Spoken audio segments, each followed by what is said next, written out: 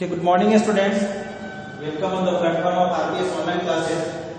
देखिए जो previous chapter हम लोगों ने लाइट से रिलेटेड टॉपिक्स को पढ़ा था, जिसमें मिरर, फिर लेंस, मिरर से जो इमेज के फॉर्मेशन थे उसको देखा, फिर हम लोगों ने लेंस में इमेज के फॉर्मेशन को देखा। अब देखिए उसमें जो कुछ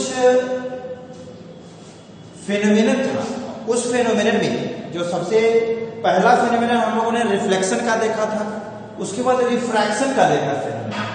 अब इस रिफ्रैक्शन के फेनोमेनन को एक्सप्लेन करने में जो डिफरेंट टाइप के डिवाइसेस हम लोगों ने यूज किया, उस डिवाइसेस में अभी के डेट में मतलब आज जो है हमें जो देखना है वो रिफ्रैक्शन थ्रू ग्लास प्रिज्म।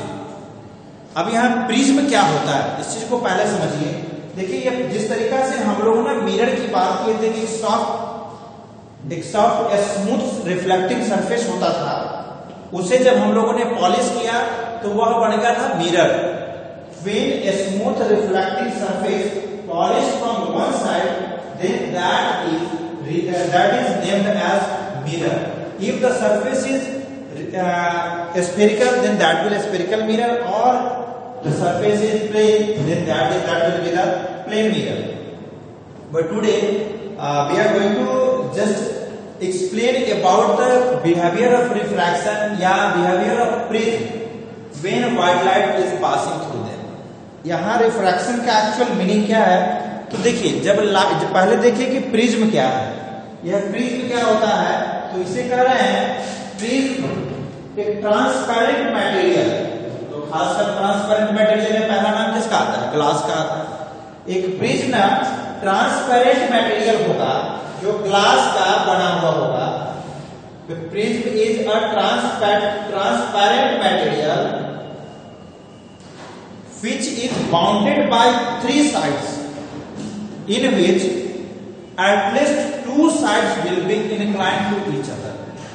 ठीक है, कम से कम इसके दो साइड्स जो है वो इंक्लाइंड होना चाहिए एक दूसरे पे। अगर एक हॉरिजॉन्टली या वर्टिकली या पैरेलल हो तो it doesn't matter, but it is important that कि two sides of that prism will be inclined. अगर ये इंक्लाइंड नहीं होता है तो यह प्रिज्म नहीं हो सकता है। ठीक है, प्रिज्म होने के लिए यह जरूरत है, प्रिज्म होने के लिए यह जरूरत है कि इसे ना इंक्लाइंड होना चाहिए। ठीक है, तो ये देखिए आप लोग, ये इंक्लाइंड है और इस दोनों के बीच में ये जो एंगल होता है इसे हम लोग प्रिज्म एंगल बोलते हैं। ठीक है, वहां वो जो है उसे प्रिज्म एंगल बोलते हैं। अब इसमें कहता है कि लाइट जब इंसिडेंट होंगे, तो देखिए लाइट यहां से ना ऐसे इंसिडेंट करा दे, इंसिडेंट हुआ, इंसिडेंट होने के बाद यह लाइट क्या करेगा, यह लाइट जो है प्रिज्म, जैसे बाहर का मीडियम रेयर अंदर का मीडियम डेंसर, तो यह क्या होगा, इसके इनसाइड जाने के बाद यह रिफ्रैक्ट होगा। ये रिफ्रैक्ट हो गया ऐसे। ठीक है, इसके बाद फिर से यह अंदर हो गया डेंसर, बाहर हो गया रेयर। तो इसके बाद जब जाएगा तो ये फिर इस तरीका से हो जाएगा। ठीक है, तो ये जो आप देख रहे हो यह लाइट का bending of light from its original path, that is known as refraction.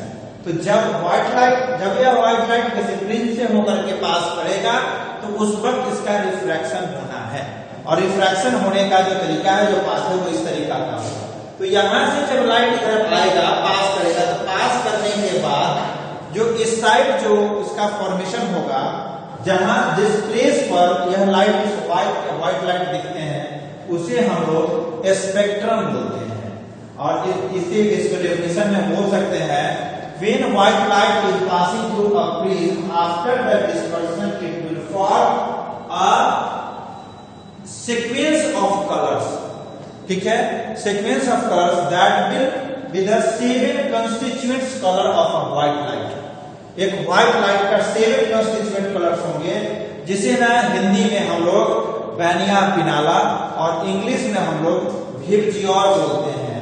यहाँ भी और यहाँ पे रे, विबजियोर, VIBGYOR, विबजियोर, यह उसका सीक्वेंस होता है।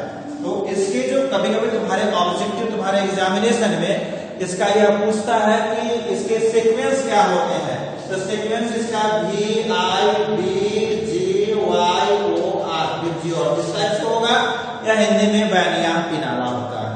तो ये हो गया उस कलर के सीक्वेंस। और जो आफ्टर रिफ्रैक्शन, मतलब जब प्रिज्म से लाइट पास किया तो पास करने के बाद जो फॉर्मेशन हुआ इस साइड, ये जो हुआ इस साइड से, इसे हिंदी में या तो बल्ब कट बोलते हैं या फिर इसे हम लोग सीक्वेंस ऑफ कलर को, इसको हम लोग स्पेक्ट्रम बोलते हैं। ओके, तो ये जो refraction of light through a prism हुआ, this will result into dispersion of light, and after the dispersion of light the spectrum will be formed, and that spectrum will be the sequence of 7 colors in the form of VIBGYOR या VIBGYOR के रूप में इस तरीका से दिखेगा। ठीक है, तो ये इसके रिफ्रैक्शन थ्रू ग्लास प्रिज्म का ये हो गया। इसके बाद जो दूसरा वहां पर लिखा हुआ dispersion of white light by a glass prism, तो आपने देखा यह रिफ्रैक्शन ऑफ व्हाइट लाइट, ये जो बेंडिंग ऑफ लाइट जो है यह रिफ्रैक्शन है, but dissociation of lights into its constituent color, that will be the result into dispersion of। ठीक है, आगे हम लोग देख रहे हैं एटमॉस्फेरिक रिफ्रैक्शन। अब देखिए ये लाइट्स ना जब भी एक मीडियम से दूसरे मीडियम में एंटर कर रहा है, तो इसके रास्ते में, इसके पाथ में जो कुछ भी ऐसा आता है जो उस लाइट के ओरिजिनल पाथ को, पहले से प्री डिफाइंड जो उसके रास्ते हैं, उस ट्रैक है उसको वह डेविएट करा देता है। तो उस डेविएशन की वजह से वो उसे दिखना कहीं और से चाहिए था, दिखता कहीं और से है, मतलब उसका ओरिजिनल प्लेस या ओरिजिनल ट्रैक ना डायरेक्टली हमारे आईज तक नहीं पहुंच पाते हैं। इस तरह के रिफ्रैक्शन को एटमॉस्फेरिक रिफ्रैक्शन कहते हैं, या इसे बोल सकते हैं the refraction of light when it will passing through the surroundings. When light is passing through the surroundings, then the molecules which is available in the surroundings will deviate the original path of light, that will result into atmospheric refraction। और simple language में बोल सकते हैं the refraction provided by the atmosphere is known as atmospheric refraction. और इस atmospheric refraction के वजह से हम लोग देखते हैं जो स्टार्स हैं, जो ये तारे हैं, वो हमसे बहुत दूर होता है। जैसे यहाँ पे अगर कोई स्टार है, इस तरह से यहाँ पर कोई स्टार है, ऐसे स्टार है, कितनी दूरी पर है, और तुम यहाँ खड़े हो, मतलब इस तरीका से यहाँ पे खड़े हैं, तो ये स्टार क्या होता है ना, यहाँ से बहुत सारे, तुम लोग ना जियोग्राफी में पढ़ चुके हैं कि इसके ना बहुत सारे लेयर्स होते हैं, जो एटमॉस्फेयर के 7 लेयर्स हैं। तो ये ना इस तरीका से ये जितने भी लेयर्स को यह क्रॉस करता आएगा, एक बार यहाँ से दिखेगा, अब रिफ्रैक्शन होने की वजह से ये यहाँ से दिखेगा, फिर इससे डिफरेंशिएशन आएगा, यहाँ से दिखेगा, इस तरीका से ऐसे कहीं इधर, जैसा मीडियम मिलेगा उस तरीका से यह एक बार नहीं, इसके सैकड़ों हजारों बार रिफ्रैक्शन होते हैं। ड्यू टू दैट रीजन यह लाइट जो है बार बार चेंज करता हुआ दिखेगा, और इस चेंज होने की वजह से, इसके बार बार रिफ्रैक्शन होने की वजह से यह लाइट अपने ओरिजिनल प्लेस पर ना दिख करके उससे अलग डेविएटेड किसी अलग रास्ते से दिखेंगे, जिसके वजह से यह हमें ट्विंकलिंग करता हुआ, चमकता हुआ दिखता है।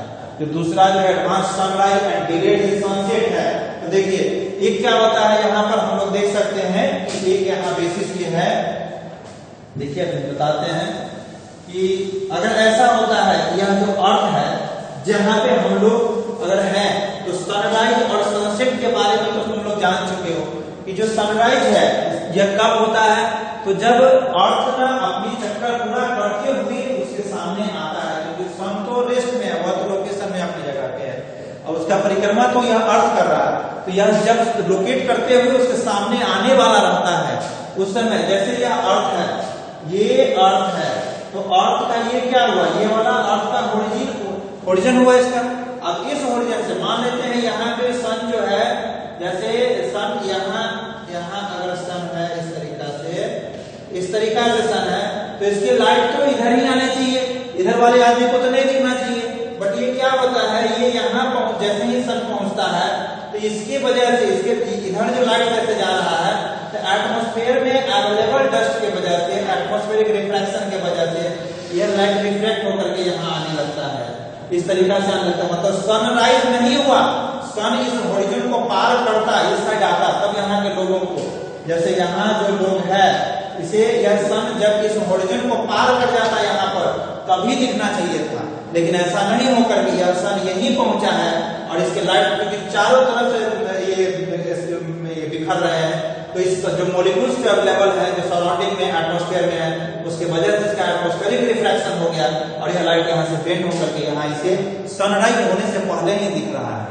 ठीक इसी तरीका की घटना तब होती है जब सन यहाँ से इसको पार कर जाएगा तभी इधर आना चाहिए, लेकिन इसके लाइट्स में तब तक भी आते रहते हैं इधर, इसलिए इधर डिलेड इन सनसेट मतलब सूर्यास्त में देरी और सनराइज में एडवांसमेंट होता है। तो ये दोनों भी किसका कारण हो गया, एटमॉस्फेरिक रिफ्रैक्शन का कारण हो गया। ठीक है, क्लियर है। तो ये जो फेनोमेनन अभी हम लोगों ने देखा, एक यहाँ पर डिस्पर्सन ऑफ लाइट, तुम्हें अगर पूछा जाए कि the formation of spectrum will be the result of, क्या होगा, तो यहाँ पर अगर refraction of light through prism ये भी बोल सकते हैं, या dispersion of white light through glass prism ये भी बोल सकते हैं, डिस्पर्सन ऑफ लाइट बोल सकते हैं। यहाँ जो एटमॉस्फेरिक रिफ्रैक्शन है उसको हम लोग बोलते हैं the refraction provided by atmosphere is known as atmospheric refraction. Clear है। अब आगे की जो बातें हैं उसे ट्विंकलिंग ऑफ स्टार्स बोलते हैं या advance sunrise and delayed sunset बोलते हैं। यह सारे के सारे जो है वो भी इसी की पे बेस्ड है, एटमॉस्फेरिक रिफ्रैक्शन पे बेस्ड है। अब अगर स्कैटरिंग ऑफ लाइट की बात करते हैं, scattering of light, scattering of light क्या है,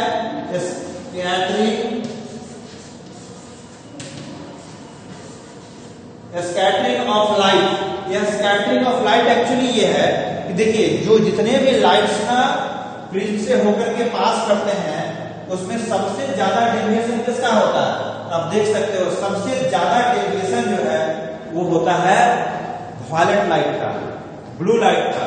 सबसे कम डेविएशन जो है वह रेड लाइट का होता है। यही कारण है जिसके वजह से जो सनराइज के टाइम पे और सनसेट के टाइम पे रेड कलर का ही दिखता है। The sun appears red at the time of sunset और sunrise because of the red colour gets less amount of deviation due to atmospheric refraction. Okay, atmospheric refraction की वजह से सबसे कम डेविएशन पाने वाला कलर रेड लाइट होता है। इसी के कारण जिस वक्त सन राइज होता है और सनसेट होता है वह रेड कलर का ही दिखता है। क्लियर है। इसके बाद जैसे ये जो ब्लू कलर है तो स्कैटरिंग ऑफ लाइट इसका ना सबसे ज्यादा डेविएशन होता है। तो जैसे ही इस चूंकि हमारे अर्थ क्रस्ट पे हर जगह जो है वाटर लेवल बहुत बड़े हुए हैं, तो जो लाइट्स आते हैं अर्थ पे वह ना उस वाटर या उस वाटर या समुद्र के कलर को लेकर के ऊपर की तरफ जब रिफ्लेक्ट होता है तो बाकी कलर में बहुत लेस डेविएशन होने के कारण वह तो ग्राउंड सर्कल या एटमॉस्फेयर में खो जाता है। बट जिसका सबसे ज्यादा डेविएशन होता है वह है वायलेट कलर मतलब ब्लू कलर, और यह ब्लू कलर जो है पूरे स्काई को कवर कर देता है, जिसके कारण हमें ना पूरा स्काई पूरा आकाश जो है वह नीला कलर का ब्लू कलर का दिखता है। तो sky is appears blue due to scattering of light. Okay, sunrise advance in sunrise and delayed in sunset due to atmospheric refraction. ठीक है, सन अपीयर्स रेड और sun appears red and it also appears red at the time of sunset due to atmospheric refraction. और atmospheric refraction में भी जो red colour है वह सबसे लेस डेविएशन पाता है। इसी वजह से यह जो है सनराइज के टाइम पे भी और सनसेट के टाइम पर भी हमें कौन सा कलर दिखता है, रेड कलर का दिखता है। ठीक है, तो अभी जितने भी टॉपिक को हम लोग पढ़े हैं इस टॉपिक को रिवाइज करके इस पे नोट्स करके और नेक्स्ट क्लास में मिलिए। फिर जो डाउट होता है डाउट्स के आंसर कीजिए, डाउट्स क्वेरी सेशन में पूछिए, क्लियर करते हैं। फिर इसके बाद हम लोग का प्रैक्टिस सेशन होगा और आफ्टर दैट सिर्फ एक क्लास और होगा जिसमें हम लोग फिजिक्स में पढ़ेंगे ह्यूमन आई का इंट्रोडक्शन। रीजन ये है कि अभी तक जितने भी हम लोग टॉपिक पढ़े ये सब हमारे सिलेबस में था, इस एग्जामिनेशन में क्वेश्चन पूछे जाते हैं। बट जो अभी आगे जो फॉर्मेट है वह जो फॉर्मेट है हमारा ह्यूमन आई का, अगर 1-2 नंबर का उसमें से इंट्रोडक्शन पूछ देगा इस वजह से उस टॉपिक को भी हम लोग स्टडी कर लेंगे और नेक्स्ट क्लास में हम लोग पढ़ेंगे ह्यूमन आई को। ह्यूमन आई को जो पढ़ेंगे तो ह्यूमन आई में सिर्फ उसका इंट्रोडक्शन होगा, फिर हमारा सिलेबस कंप्लीट, उसके बाद सिर्फ प्रैक्टिस होगा तुम्हारे एग्जामिनेशन को ख्याल में रखते हुए। ओके, तब तक के लिए ओके, थैंक यू।